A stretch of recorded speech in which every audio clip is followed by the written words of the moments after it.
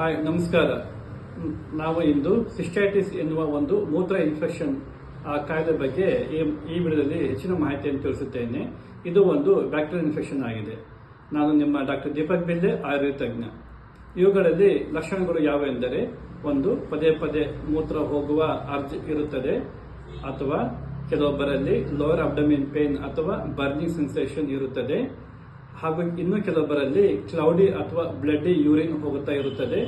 ಇನ್ನು ಕೆಲವೊಬ್ಬರಲ್ಲಿ foul smell ಅಂದರೆ ಮೂತ್ರ ವಾಸನೆ ಇದ್ದು ಮೂತ್ರ ಬರ್ತಾ ಇರುತ್ತದೆ, ಅಥವಾ ಕೆಲವೊಬ್ಬರಲ್ಲಿ ಲೋವರ್ ಅಬ್ಡಮಿನ್ ಪೇನ್ ಸಹ ಕಾಣಿಸಿಕೊಳ್ಳುತ್ತದೆ.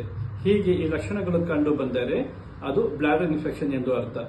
ಈ ಲಕ್ಷಣಗಳು ಕಾಣಿಸಿಕೊಂಡಾಗ ನಾವು ಪಥ್ಯವನ್ನು ಮಾಡಬೇಕು, ಅಂದರೆ ಸ್ಪೈಸಿ ಫುಡ್ ಮತ್ತು ಕಾಫಿ, ಕೆಫೆನ್ ಅಂತಹ ಆಹಾರವನ್ನು ತ್ಯಜಿಸಬೇಕು. ನೀರು ಹೆಚ್ಚಾಗಿ ಕುಡಿಯಬೇಕು. ಆದರೂ ಸಹ ಕಡಿಮೆ ಆಗದಿದ್ದರೆ ಡಾಕ್ಟರ್ಸ್ ಸಂಪರ್ಕಿಸುವುದು ಅತಿ ಉತ್ತಮವಾಗಿದೆ.